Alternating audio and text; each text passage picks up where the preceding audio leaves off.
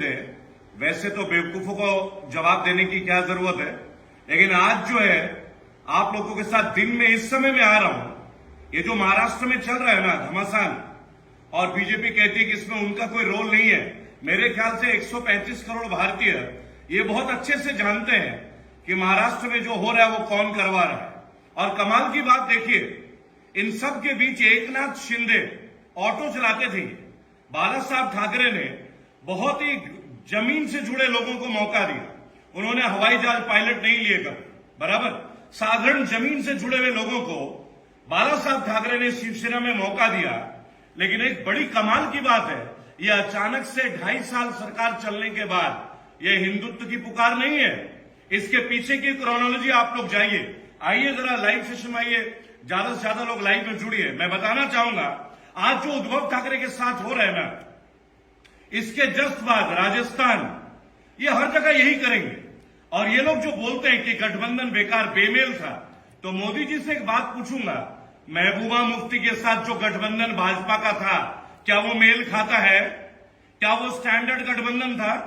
जब आपने जम्मू कश्मीर में महबूबा मुफ्ती गवर्नमेंट के साथ टाई अप किया था, आप करो तो सब कुछ है ना, आप करो तो रासलीला और करे तो कैरेक्टर ढीला, बराबर। यहां तो 3 पार्टी मिलकर महाराष्ट्र विकास अघाड़ी, सीएजी की रिपोर्ट में उद्धव को टॉप 4, उद्धव जी को टॉप 4 चीफ मिनिस्टर में बताया गया। लेकिन इन बातों को छोड़ते हैं, आइए बताते कि एकनाथ शिंदे सबसे पहले महाराष्ट्र से गुजरात जाते हैं, सूरत, उसके बाद गुवाहाटी, और अब सुन रहे वही रुक, गुवाहाटी से उसके बाद गोवा जाने तक की तैयारी हो। आप समझिएगा 56 लाख रुपए के कमरे तय किए जा रहे हैं इनके लिए। पैसा कौन दे रहा है, कौन फंडिंग कर रहा है? 7-7 दिन के टूरिस्ट स्पॉट में बुकिंग। एक तरफ असम के मुख्यमंत्री हेमंत बिस्वा जी आके बोलते हम तो उद्धव जी को भी बुला रहे हैं, आप भी वेकेशन मनाने आइए।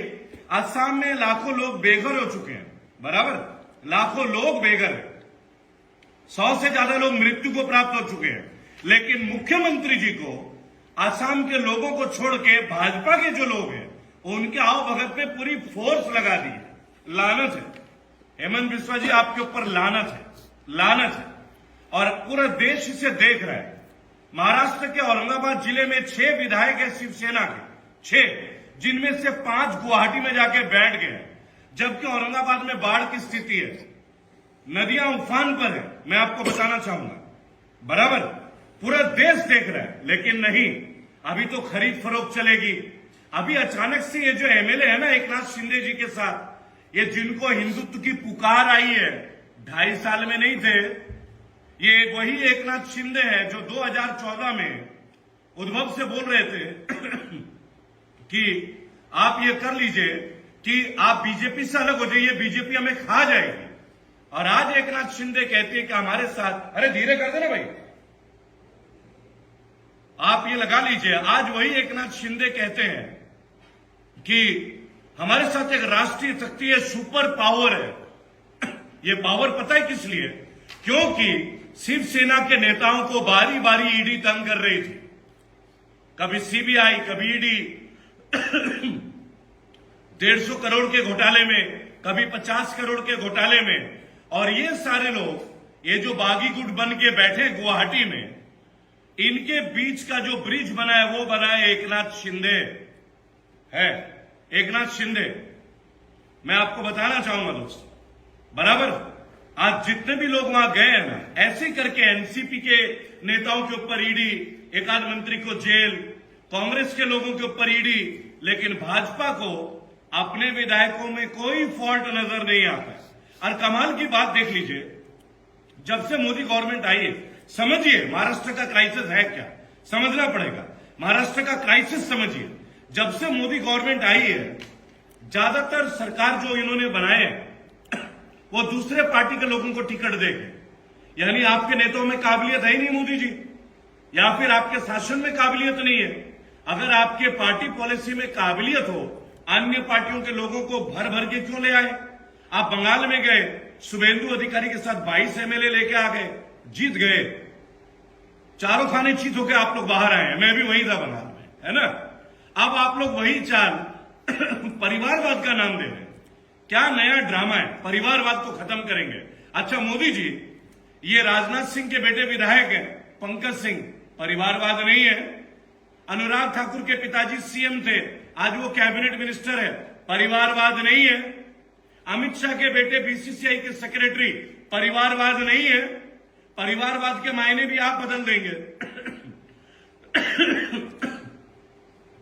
बड़ी कमाल की बात है दोस्तों, पूरे देश को आग में झोंक के मजे में ये जर्मनी जा रहे हैं। एक टिप्पणी नहीं है अग्निवीर के ऊपर, प्रधानमंत्री जी की एक टिप्पणी नहीं है। सो कॉल्ड फ्लैग ऑफिसर्स को आगे करके बता रहे अग्निवीर की क्या विशेषता है। अरे प्रधानमंत्री जी, अपने नेताओं का पेंशन तो खत्म नहीं कर पा रहे और 4 साल की नौकरी में युवाओं को भेज रहे हैं और उसके फायदे गिना रहे हैं आप। एक एक करके ना सरकारी संपत्ति बेचने की जो रिकॉर्ड है ना मोदी जी, वो आपने अपने नाम दर्ज कर लिया है। विश्व के पहले प्रधानमंत्री होंगे जो सरकारी कंपनी लगाते नहीं है, सब सरकारी कंपनी बेचने में लगे हुए हैं। और ये मैं नहीं कहता, ये आपकी गवर्नमेंट खुद कहती है। और वो भी उन चीजों को आप बेच रहे हैं जो मुनाफे में, पब्लिक का फायदा कहां है ये आप बता रहे हैं। पब्लिक से तो पूछा भी नहीं जा रहा है। हमारे लिए आप कुछ कर रहे हैं, हमसे पूछा नहीं जा रहा, आप फैसला कर रहे हैं। ये बिल्कुल वही बात है, जिनके बच्चे नहीं है वो और बच्चों का भविष्य बनाने चले। बड़ी सीधी बात है। रसोई की बात होगी ना, अपने घर के आंगन में रसोई होना चाहिए, पता चलेगा आटा दाल चावल का कीमत। और रही बात है खरीद फरोख्त की नीति, ज्यादा दिन नहीं चलती। आपसे पहले भी बहुत आए, आपके बाद भी आएंगे। नया क्या है? नया कुछ नहीं है, केवल राजनीति है। पर राजनीति का स्तर जो गिर रहा है ना, वो इस काल में गजब है। पुलवामा अटैक होता है, इतने बड़े बम आ जाता है अटैक्स में हमारे पास, उसकी इंक्वायरी नहीं होती। गुजरात के मुंद्रा पोर्ट में 23,000 करोड़ का ड्रग्स आ जाता है, 72 गोदी मीडिया के चैनल के मुंह में दही जम जाता है। और वो किसको दिया गया है वो आप भी जानते हैं, बराबर। लेकिन करे क्या, साहब के मित्र जो है, इनके मित्र के बंदरगाहों में चाहे ड्रग्स मिले, कौन इंक्वायरी करेगा? चैनल भी इनके, कौन न्यूज दिखाएगा? सारे गोदी मीडिया तो इन्हीं के गुलाम है। 72 चैनल, एक आदमी नहीं। और कोई एक सवाल भी नहीं पूछ रहा है, अचानक से इतने चैनल कैसे बिक जा रहे? आप कमाल के हेडलाइन सुनिए। उद्धव ने बांधा बोरिया बिस्तर, जैसे उद्धव कोई गली नुक्कड़ का चलता हुआ लड़का हो। एक मुख्यमंत्री के प्रति एबीपी चैनल आज तक के आप स्टेटमेंट पढ़िए, आपको शर्म महसूस होगी। और वहीं पे लिखा जाता है चले थे मोदी को ध्वस्त करने, खुद ध्वस्त हो गए।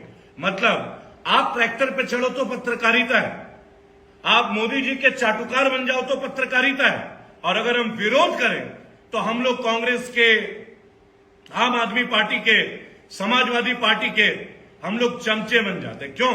अभी इस पेज में इनके कम से कम 200 लोग घुस गए होंगे जो केवल अंट संट गंद लिखने के लिए आते हैं, इन्हें पैसे दिए जाते हैं। तो सोचिए, हम लोग रोजगार का केंद्र है मोदी जी के शूरवीरों के लिए, हम लोग हैं। तो मेरे ही पेज पे अगर मुझे पसंद नहीं करते हैं, फिर भी मेरे पेज पे आके अनाप शनाप लिखते हैं। जो मुझे पसंद नहीं करेगा वो मुझे सुनेगा क्यों? सीधी सीधी बात है। आप समझ रहे हैं ना दोस्तों? सिंपल, सारी चीजों को तंग करके रख दिया गया। नुपुर शर्मा को आगे करके जनवरी में हिसाब, फरवरी में आजान, हर महीने कोई ना कोई इनके पास एक मुद्दा है। फिर अग्निवीर, फिर बुलडोजर, बराबर। अभी जिस राज्य की बहुत बड़े बड़े हम लोग खबरें सुन रहे हैं ना, अभी उत्तर प्रदेश के राज्य परिवहन के डग्गा मार व्हीकल दिखाएंगे आपको और लाइव दिखाएंगे। ये प्रधानमंत्री थे जिन्होंने बोला था हवाई चप्पल वाले को मैं ले जाऊंगा प्लेन में, बराबर। और मैं आपको ले चलूंगा जेवर क्षेत्र के किसानों के पास जिनकी जमीनें ली गई है एयरपोर्ट के लिए, वो हवाई चप्पल का लायक नहीं है। लाऊंगा क्योंकि हम बिकने वाले और डरने वाले नहीं है, बराबर। क्योंकि मृत्यु एक बार निश्चित है, मरना ही है, तो अपने हिस्से की मृत्यु लेंगे, पर तुम्हारे सामने झुकेंगे नहीं झुकेंगे तुम्हारे सामने। सीधी बात है।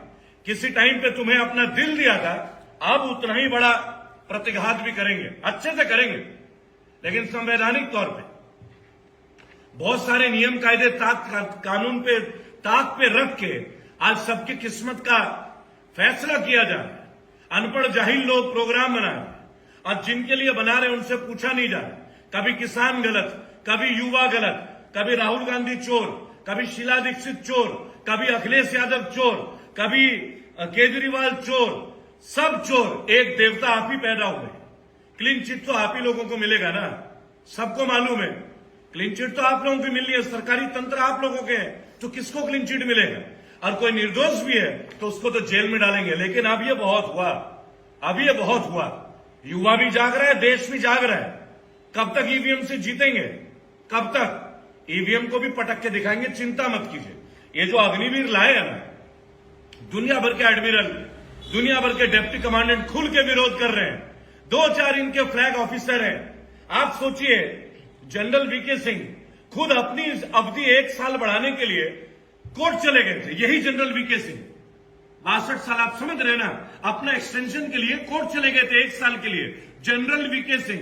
और आज वो जनरल वीके सिंह ये कह रहे हैं हम कोई तुम्हें बुला थोड़ी रहे, मतलब बच्चे 4 साल के लिए, और तुम इतने साल नौकरी कर लो फिर भी तुम्हें एक्सटेंशन चाहिए, है ना? तुम्हारे लिए कायदे कानून अलग, हमारे लिए अलग। मेरी बात सुनो जनरल साहब, आप थे, आप जनरल है नहीं, अब आप एक राजनीतिज्ञ हैं, तो आर्मी वाला सम्मान अब आपको तो नहीं दे पाऊंगा, सॉरी फॉर इट। जब तक थे तब तक बिल्कुल, अब कतई भी नहीं। आप भी लोकपाल बिल के लिए आए थे, कहां गया लोकपाल बिल? जितने भी लोग अन्ना हजारे के साथ आए थे सब कोई ना कोई पद लेके बैठ गए। लोकपाल का क्या हुआ जनरल वीके सिंह जी? आइए ना उसके ऊपर चर्चा करते हैं। क्या देश को बरगला रहे हैं? आप सोचते आप कुछ भी बोलेंगे दुनिया डर जाएगी, क्योंकि आप थल सेना के प्रमुख थे। कोई ना कोई तो होगा, आप नहीं होगा तो कोई और होगा, इसमें कौन सी बड़ी बात है? आप कहते हैं आर्मी में आना नौकरी नहीं है, ये एक देश की भावना है। देश की भावना हर वो आदमी करता है, चाहे वो आर्मी में जाए चाहे ना जाए। एक रिक्शा वाला भी देशभक्त है, एक इलेक्ट्रिशियन भी देशभक्त है, एक नाई भी देशभक्त है। ये देशभक्ति का कौन सा पैमाना है? लेकिन आर्मी भी एक अफसर है, लोग पढ़ते हैं बीटेक, उसके बाद जाते हैं शॉर्ट सर्विस कमीशन के लिए। हर कोई अपना अफसर देखता है, लेकिन देश प्रेम की भावना के साथ। तो आप ये मत बोलिए कि आर्मी में अगर आप जा रहे तो केवल देश भावना के साथ साथ अपने परिवार की मजबूती भी देखता है हर कोई। ये डिप्लोमेसी नहीं चलेगी, हिपोक्रेसी नहीं चलेगी। और एक बात सुनिए, जो ये गटर साफ करते हैं, क्या ये देशभक्त नहीं है? गटर साफ करते करते जो मर जाते हैं, 8,000 9,000 तनख्वाह पाने वाले, इन्हें क्या बॉर्डर में जाके मरने के लिए तब इन्हें देशभक्त का दर्जा मिलेगा? क्या बात कर देते हैं आप? हर भारतीय देशभक्त है। देशभक्ति का पैमाना ना बदले। हम आर्मी को बहुत सम्मान करते हैं, नेवी को सैल्यूट करते हैं, एयरफोर्स को सैल्यूट करते हैं, लेकिन इसका मतलब ये नहीं कि सिविलियन देशभक्त नहीं है। दोस्तों वीडियो शेयर कीजिएगा। आज केवल उद्धव ठाकरे की बात नहीं है, आज लाखों करोड़ों भारतीयों को भी एक दूसरे से तोड़ा जा रहा है। कभी धर्म के नाम पे, कभी हिसाब के नाम पे, कभी जो लगते हैं लाउड स्पीकर के नाम पे, कभी कोई गलत टिप्पणी के नाम पे, कभी बुलडोजर के नाम पे। बाहर आइए इस संगीन मानसिकता से। देश एक है, देश देख रहा है। कभी किसान आंदोलन में लोगों को गलत बताया गया, इनके कृषि मंत्री झांके नहीं, प्रधानमंत्री को एक टूक बोलने की समय नहीं मिला। 700 से ज्यादा लोग शहादत देके बैठे। अग्निवीर में इतने लोग गए, लेकिन प्रधानमंत्री जी की टिप्पणी नहीं है। पुलवामा अटैक के ऊपर प्रधानमंत्री जी की टिप्पणी नहीं है, लेकिन हर रोज अखबार में अपना फोटो छपवाना वो राष्ट्र का गौरव मानते हैं। हम भी देख रहे हैं, स्वतंत्र है, झुकेंगे नहीं, और जो सत्य कहेंगे। जय हिंद, जय भारत।